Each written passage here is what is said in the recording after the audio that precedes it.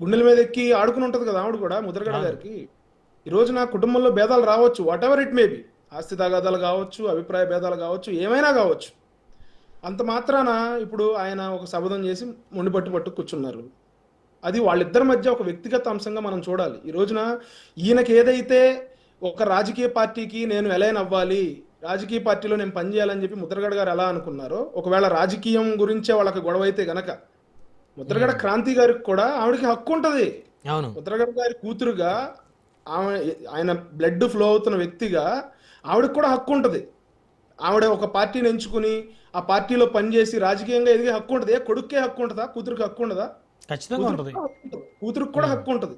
ఆ హక్కుగానే ఆవిడ వెళ్ళినప్పుడు వీళ్ళు ఏం చేసి ఉండొచ్చు, ఏం చేయాలి, మనం అయితే ఏం సలహా చెప్తాం? సరే, ఏదో పార్టీలో ఉంటున్నారు కదా, ఎక్కడో చోట ఉంటున్నారు కదా, ఎక్కడున్నా మంచిగా ఉండాలి మన కుటుంబ సభ్యులు, ఏ పార్టీలో ఉన్నా అని చెప్పి అవును. మనం చెప్పాలి. ఇప్పుడు అన్నదమ్ములు వేరువేరు పార్టీలో ఉండట్లేదా? అక్క తమ్ముళ్ళు వేరువేరు పార్టీలో ఉండట్లేదా? ఇప్పుడు జగన్ గారు షర్మిల గారు వేరువేరు పార్టీలో ఉండట్లేదా? అలా అని చెప్పి వాళ్ళ నాన్నగారి సమాధి దగ్గరికి షర్మిల గారిని రావద్దని చెప్పాడు జగన్మోహన్ రెడ్డి గారు. నిన్న కాక మొన్నేగా సమాధి దగ్గరికి వెళ్ళి నివాళులు అర్పించింది. అలాంటిది మీరు ముద్రగడ క్రాంతి గారిని ఎట్లా ఆపుతారు? మీరు అక్కడ మీరు రావద్దని ఎట్లా చెప్తారు? ఆవిడకి బై బర్త్ వచ్చిన హక్కుని తండ్రిగా ముద్రగడ పద్మనాభం గారు చనిపోయినప్పుడు ఆ కూతురికి ఉన్న హక్కుని మీరు ఎట్లా ఆపుతారు? ఏదైనా గొడవలు ఉండొచ్చు, రేపొద్దున కుటుంబం కలిసిపోతుంది. కుటుంబం మధ్యలో గొడవలు ఉన్నప్పుడు కుటుంబాన్ని కలపడానికి ప్రయత్నం చేయాలి. మనం కుటుంబం మధ్యలో చిచ్చు పెట్టి అక్కడ మీరు రాజకీయంగా ఏదో సాధిద్దాం అనుకుంటే ప్రజలు గమనిస్తున్నారు ఇప్పుడు కదా. బాలాగారు ఏమంటారంటే, ఆయన అడ్వకేట్ గా ఉమ్. తమ కుటుంబం, ముద్రగడ గారి కుటుంబ సభ్యులు కానీ ఆయన బతుకున్నప్పుడు కూడా కొన్ని చెప్పినటువంటి అంశాలు, ఆయన కుటుంబం అంతా కూడా మాకు అధికారిక లాంఛనాలు వద్దు అని తిరస్కరించినప్పుడు, పోలీసులు మీరు ఎలా వెళ్తారు, వద్దన్నప్పుడు ఎలాగ వెళ్తారు, వెళ్ళినప్పుడు మాకు వద్దని వాళ్ళు తిరస్కరిస్తే వాళ్ళ మీద రివర్స్ కేసులు ఎలా పెడతారని క్వశ్చన్ చేస్తున్నారు. సార్, జాగ్రత్తగా వాస్తవాలను వక్రీకరించకుండా మనం మాట్లాడుకోవాలి.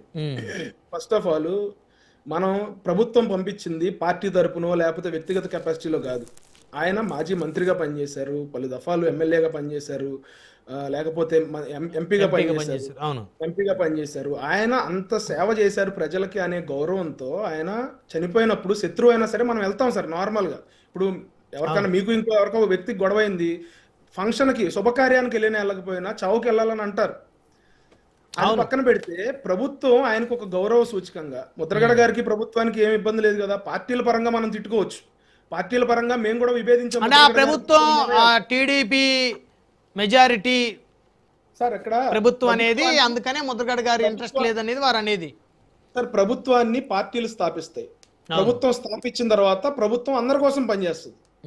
ఇప్పుడు టీడీపీ పార్టీ ముద్రగడ గారిని వ్యతిరేకించవచ్చు, జనసేన పార్టీ ముద్రగడ గారిని వ్యతిరేకించవచ్చు. ఈయనకే క్వశ్చన్. ఇప్పుడు ప్రభుత్వం అన్నారు కదా, ఆగండి.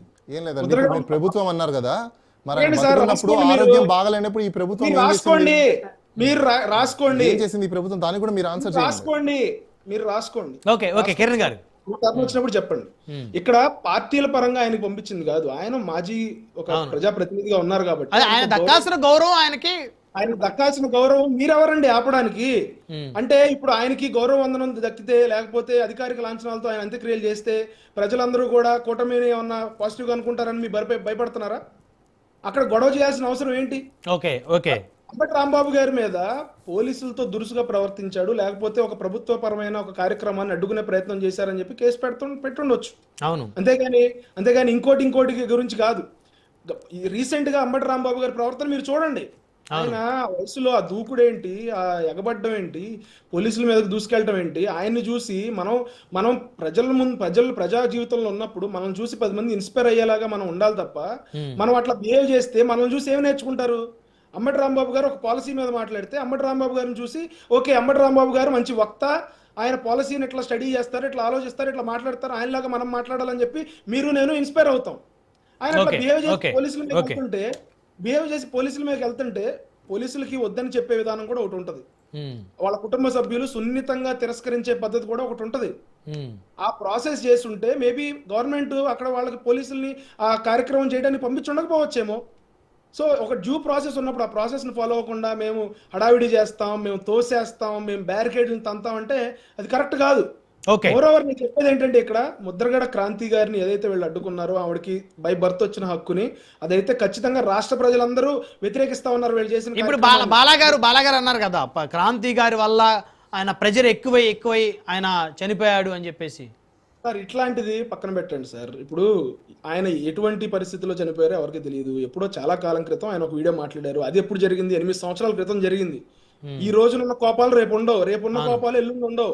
ఎప్పుడో జరిగిన దాన్ని వీడియో పట్టుకొచ్చి మీరు తండ్రి కూతుళ్ళ మధ్య గ్యాప్ తీసుకొచ్చేసి గ్యాప్ పెంచేసి దాన్ని చేయొద్దు. ఇప్పుడు ఒకటి సార్, ఇప్పుడు పవన్ కళ్యాణ్ గారి దగ్గరికి వాళ్ళు జాయిన్ అవడానికి వచ్చారు, జనసేన పార్టీలో జాయిన్ అవుతామని చెప్పి 2024 ఎలక్షన్ ముందు.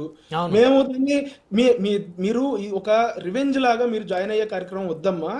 మీరు ఎంత కాదనుకున్నా, మీకు ఎన్ని గొడవలున్నా, మీ తండ్రి గారు ఆయన చాలా పెద్ద ఆయన, మిమ్మల్ని ఇప్పుడు జాయిన్ చేసుకుంటే నేను ఆయన మీద ఏదో కక్ష తీసుకున్నట్టు ఉంటది, లేకపోతే మీ ఇద్దరి మధ్య గొడవను పెంచినట్టు ఉంటది. మీరు ఇప్పుడు జాయిన్ అవ్వద్దు, మిమ్మల్ని తర్వాత మంచి పరిస్థితి చూసుకుని మీకు గొడవలు సద్దుమణిగినాక నేను జాయిన్ చేసుకుంటానని చెప్పి సున్నితంగా తిరస్కరించిన వ్యక్తి. కుటుంబాలను కలపాలంటే చేసే పని అది. కుటుంబాలను విడగొట్టాలంటే, కుటుంబాలను ఒకరికొకరు దూరం చేయాలంటే చేసే పని వైఎస్ఆర్సీపీ వాళ్ళు చేశారు నిన్న. ఓకే ఓకే ఓకే కిరణ్ గారు మాట్లాడదాం. మనతోటి బండారు వంశీ గారు ఉన్నారు, తెలుగుదేశం పార్టీ నుంచి. వంశీ గారు గుడ్ ఈవినింగ్ అండి. గుడ్ ఈవినింగ్ బ్రహ్మనాయుడు గారు. మొత్తానికి రాంబాబు గారి మీద, జక్కంపూడి బ్రదర్స్ మీద వీళ్ళందరూ